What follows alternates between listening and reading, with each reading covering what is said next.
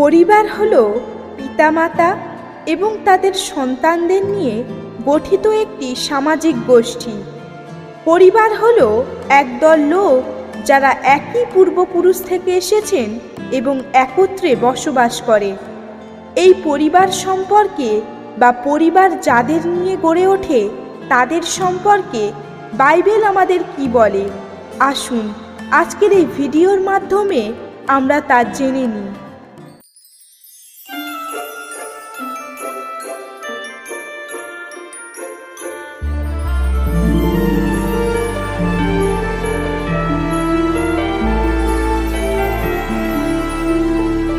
এফেসীয় 5 অধ্যায় 22, 23, 28, 33 এবং 6 অধ্যায় 1, 3 ও 4 পদ। পত্নীরা, তোমরা যেমন প্রভুর অনুগত তেমনি তোমাদের স্বামীরও অনুগত হও, কারণ স্বামী স্ত্রীর মস্তক স্বরূপ। তেমনিভাবে স্বামীদেরও নিজেদের স্ত্রীকে ভালোবাসা উচিত। নিজের স্ত্রীকে যে ভালোবাসে সে নিজেকেই ভালোবাসে।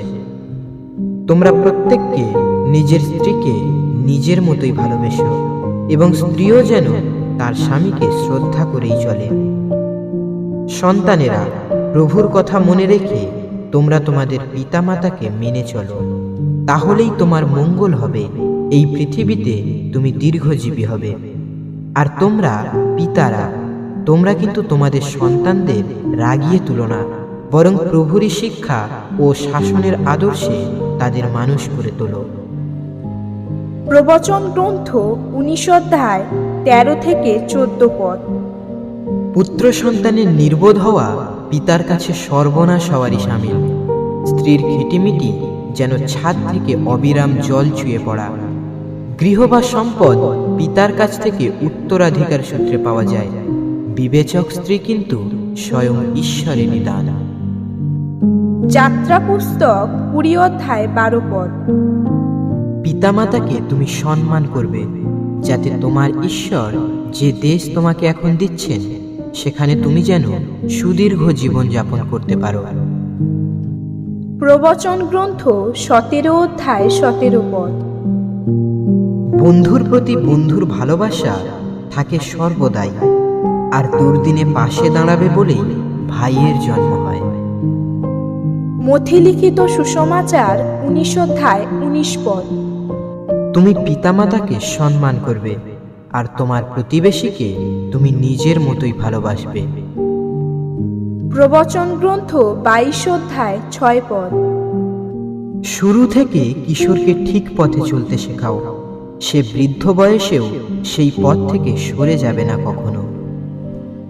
প্রথম তিমথি 5 অধ্যায় 8 পদ।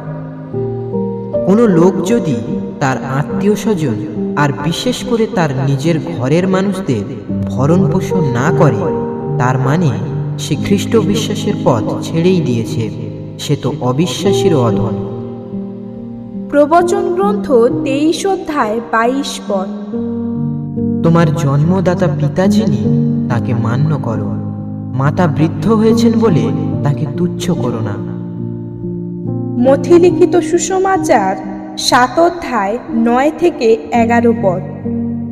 তোমাদের মধ্যে এমন কে আছে যার ছেলে রুটি চাইলে সে তাকে পাথর দেবে, কিংবা মাছ চাইলে দেবে সাপ? কাজেই তোমরা খারাপ হয়েও যখন তোমাদের ছেলে মেয়েদের ভালো ভালো জিনিস দিতে জানো, তখন স্বর্গে বিরাজমান তোমাদের পিতার কাছে যারা প্রার্থনা জানায়, তিনি যে তাদের ভালো ভালো জিনিস দেবেন তারও কতই না নিশ্চিত। প্রবচন গ্রন্থ 10 অধ্যায় 1 পদ। প্রাজ্ঞ সন্তান পিতাকে আনন্দ দেয়, নির্বোধ সন্তান তার মাকে শুধু দুঃখই দেয়। প্রথম যোহন 4 অধ্যায় 20 পদ। কেউ যদি বলে সে ঈশ্বরকে ভালোবাসে, আর তবুও সে যদি নিজের ভাইকে ঘৃণা করে, তবে সে মিথ্যাবাদী। কারণ যাকে সে দেখতে পায় তার সেই ভাইকে সে যখন ভালোবাসে না, তখন যে ঈশ্বরকে সে দেখতে পায় না তাকে সে তো ভালোবাসতেই পারে না। প্রবচন গ্রন্থ 6 অধ্যায় 20 পদ। পিতার প্রতিটি আদেশ মেনে চলো তুমি, মায়ের কোনো উপদেশ অগ্রাহ্য করো না। মার্ক রচিত মঙ্গল সমাচার 10 অধ্যায় 6 থেকে 7 ও 11 থেকে 12 পদ। ঈশ্বর মানুষকে পুরুষ ও নারী করেই সৃষ্টি করেছিলেন।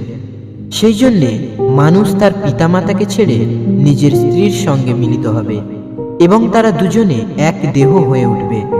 কাজেই তারা আর দুজন নয়, তারা এক দেহ। যে কেউ নিজের স্ত্রীকে ত্যাগ করে অন্য কাউকে বিয়ে করে, সে কিন্তু স্ত্রীর প্রতি অন্যায় করে ব্যভিচার করে। স্ত্রীও যদি নিজের স্বামীকে ত্যাগ করে আর একজনকে বিয়ে করে, তবে সেও ব্যভিচার করে। প্রবচন গ্রন্থ 31 অধ্যায় 10 থেকে 12 পদ। সুযোগ্যা স্ত্রী সে তো বড়ই দুর্লভ, সে তো মণিমুক্তার চেয়েও ঢের মূল্যবান। তার স্বামীর অন্তর তার উপর রাখে অসীম ভরসা, আর তাতে স্বামীর যা উপকার হয় তাও কম নয়। সে তো জীবনের প্রতিদিন ধরে স্বামীর অমঙ্গল নয়, মঙ্গলই করে। ঈশাইয়া 49 অধ্যায় 15 পদ। কোনো নারী কি তার বুকের শিশুকে ভুলে যেতে পারে? গর্ভের সন্তানকে স্নেহ না করে থাকতে কি পারে? সে যদি ভুলেও যায়, আমি কিন্তু কোনোদিন ভুলব না তোমায়। এ কথা বলছেন স্বয়ং ঈশ্বর। প্রবচন গ্রন্থ 23 অধ্যায় 24 থেকে 25 পদ। সন্তান ধার্মিক হলে কত সুখী হন পিতা। প্রাজ্ঞের জনক যিনি, সন্তানকে নিয়ে তিনি আনন্দই পান। তোমার নিজের পিতামাতা তেমন আনন্দ যেন পেতেই পারেন। তোমার জননী যিনি, তেমন সুখেই যেন তিনি সুখী হন।